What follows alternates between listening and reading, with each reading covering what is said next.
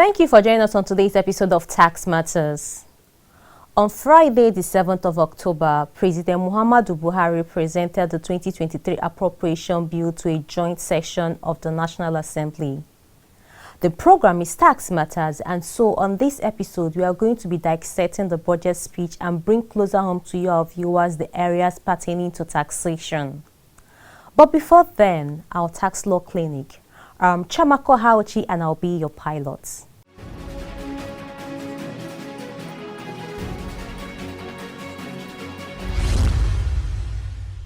Today on our tax law clinic, we are going to look at tertiary education tax, one of the associate taxes of companies' income tax.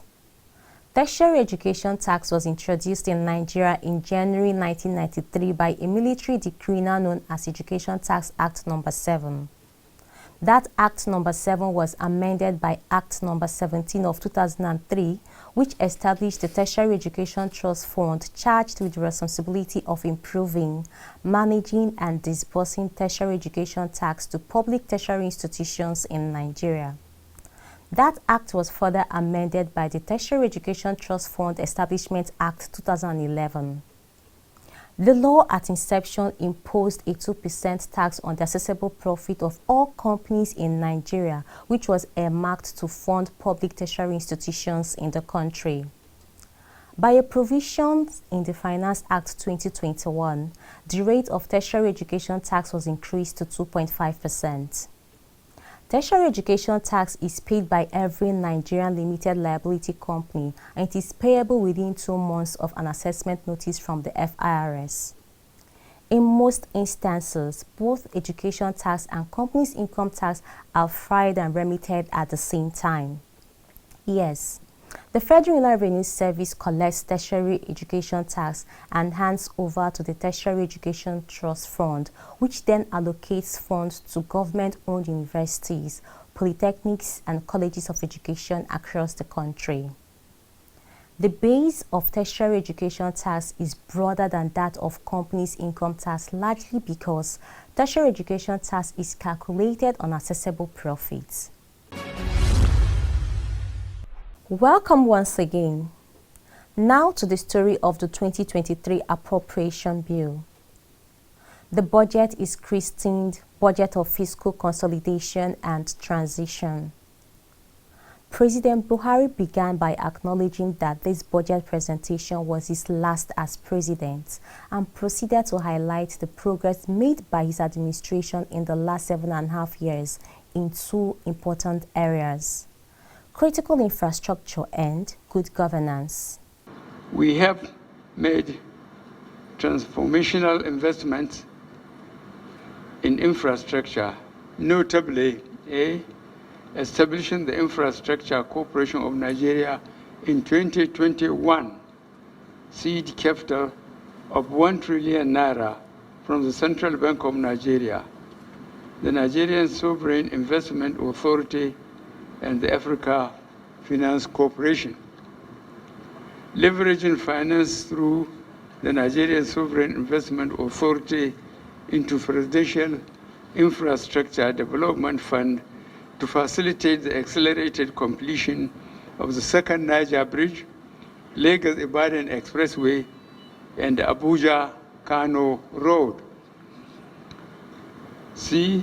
Through the Road Infrastructure Tax Credit Scheme pursuant to Executive Order No. 7 of 2019, incentivized responsible companies to invest billions of naira in constructing over 1,500 kilometers critical roads in key economic corridors. Under this scheme, the Dangote Group has substantially completed the reconstruction of 34 kilometers Apapa, Aworo, Koshoki, Ojota Expressway and the 43 kilometers of Bajana-Kaba Road. Similarly, Nigerian LNG Limited is on track to complete the 38-kilometer Bodo-Boni Road and Bridges project by the end of 2023.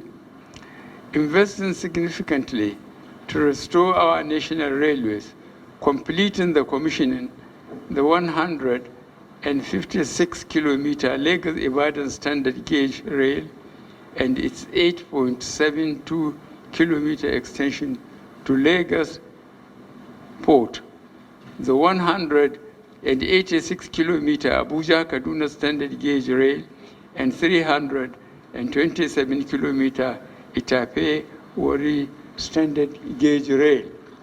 The president also spoke about the drafted but unenacted bills to reform the critical petroleum sector, which his administration overcame with the enactment into law of the Petroleum Industry Act 2021 after close to 2 decades of drafting, debates and delays.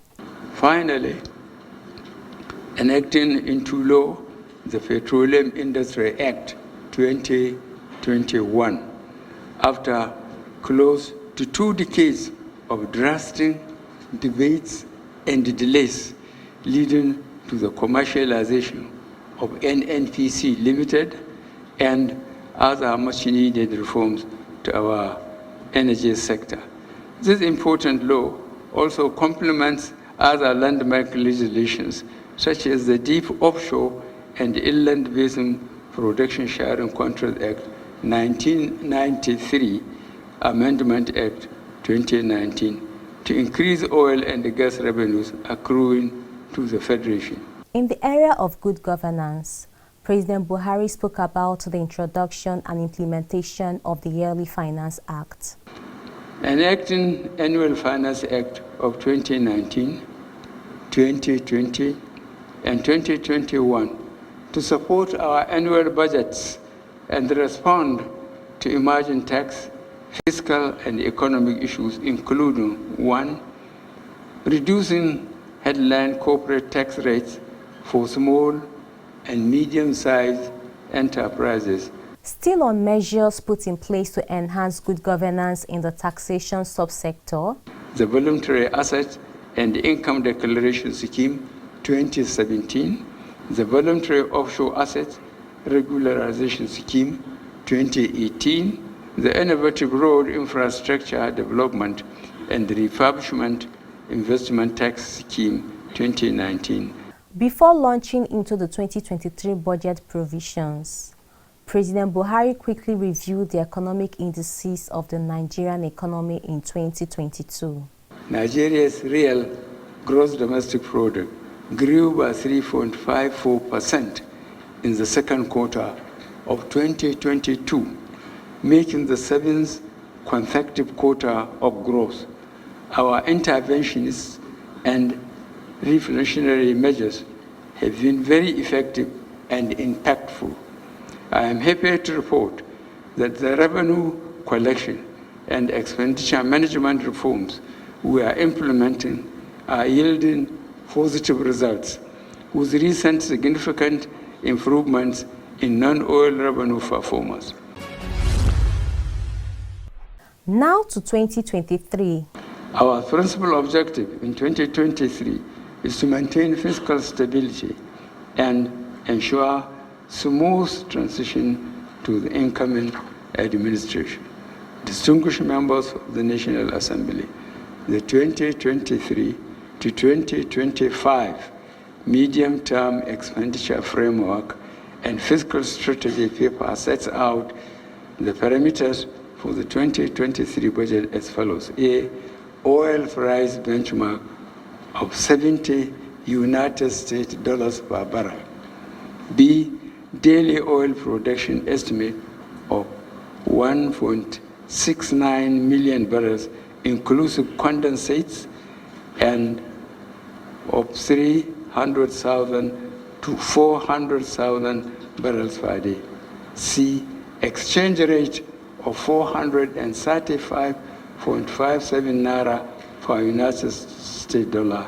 And D, projected GDP growth rate of 3.75% and 17.16% inflation rate.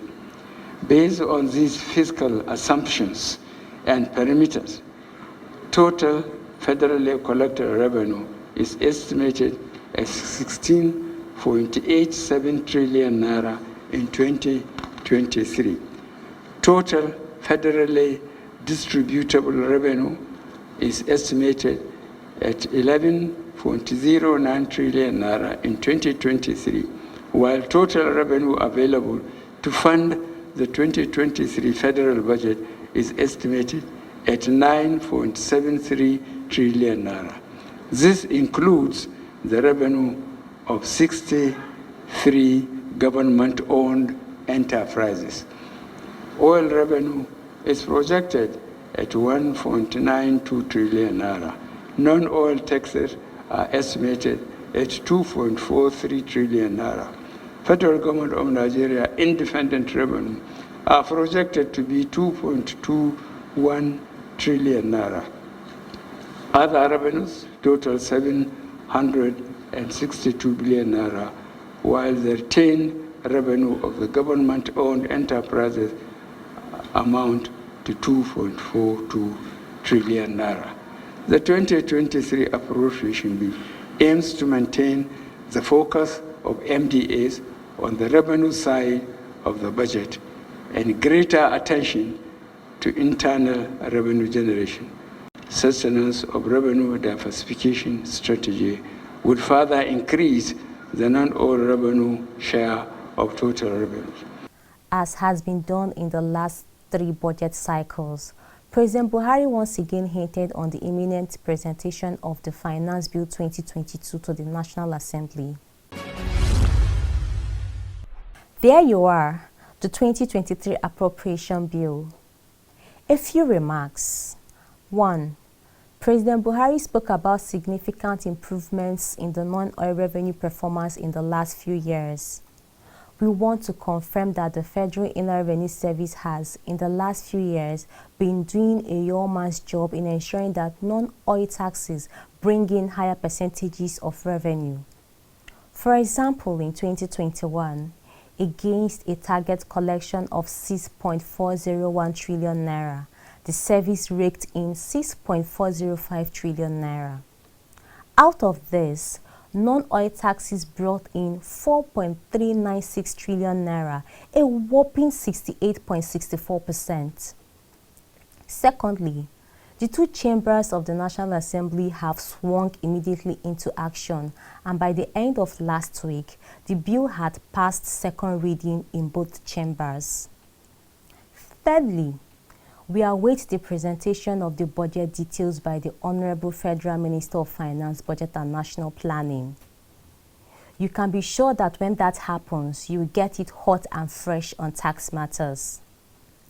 Lastly, at the very next Federal Executive Council meeting following the budget presentation, which was held on Wednesday, 12th of October, the Council approved the takeover of the rehabilitation of the Enugu-Onitsha Road by MTN in the sum of 203 billion naira under the Road Infrastructure Tax Credit Scheme.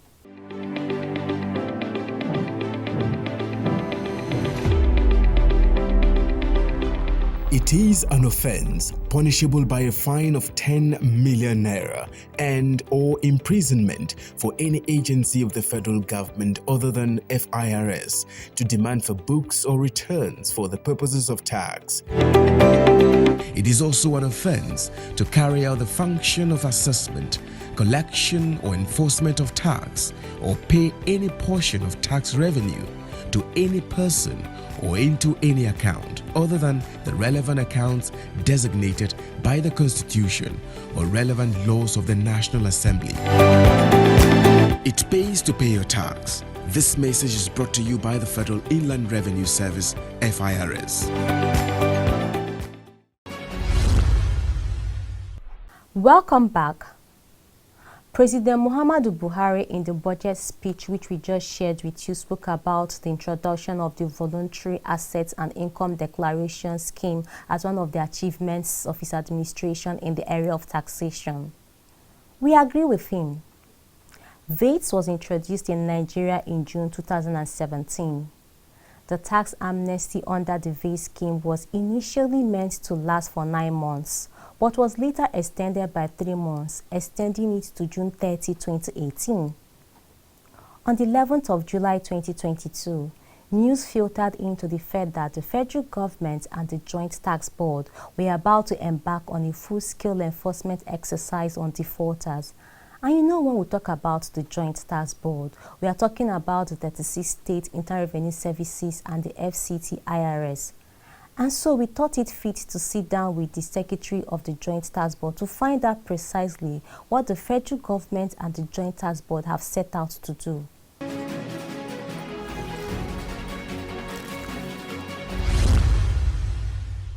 Mrs. Obumege, thank you for joining us on Tax Matters. Thank you, Chiamaka, for having me. You're welcome, ma. Thank you. Sometime in July 2022, a public notice was released to the effect that the Joint Tax Board, of which you are the Secretary, and the FIRS were commencing on what was described as full-scale enforcement exercise, otherwise known as POST-VAIDS. Now, why the sudden move to revive VAIDS 4 years after the window closed? Thank you, Chiamaka, for that question. You see, VAIDS actually closed in 2018 by virtue of the extension that was done. And in the first month of the VAIDS program, about 27 billion naira was collected. And thereafter, we were reporting the proceeds to the Federation Allocation Accounts Committee. So actually, after the closure of the period, there were pledges of payments that were being compiled on a monthly basis, because one of the rules in the VAIDS is that the payment cannot exceed 36 months. So we have to wait for that 36 months to elapse so that we can actually take stock. But fortunately, COVID-19 came in. So you agree with me that with the coming in of COVID-19 as at that time, and it was a time the current executive chairman of FIRS and the chairman of Joint Tax Board had just resumed. You agree with me that that was not a good time for enforcing VAIDS. I know we are late, but I think it's better late than never. That is why we are about to carry out the enforcement. You know, the VAIDS thing is a carrot and stick thing. When you comply, you get the carrot. That is the benefit. Like no interest, no penalty, you will not be audited, you will not be prosecuted, right? That is the carrot side of it. The stick side of it is that if you don't come forward to declare, or after declare you refuse to pay, the penalty is a stick. And this is now the time we want to check those who did not even pay, and those who paid part, and those who did not even come out to declare. That is what we mean by the full-scale enforcement that we are about to carry out. Besides, we are still doing a lot of reconciliation, because we want to see that by the time we go out, we have the right information to carry out the enforcement. Now, is it a new VAIDS that is being embarked upon, because you mentioned the carrot and the stick, or is it an extension or post-mortem of the 2017 exercise? No, it's not a new VAIDS. We just want to do things the way we said we are going to do them. Because when we made the publication for VAIDS, we said if you take advantage of VAIDS, you get this and that benefit. And it's just normal that any serious-minded government must do what it said it was going to do. And in that same publication, we said if you did not comply, you will get this and that. That is, you'll be audited, you'll be prosecuted, and you pay the penalties and interest. So this is a time to take the second leg of that VAIDS, to actually tell the public that government means business.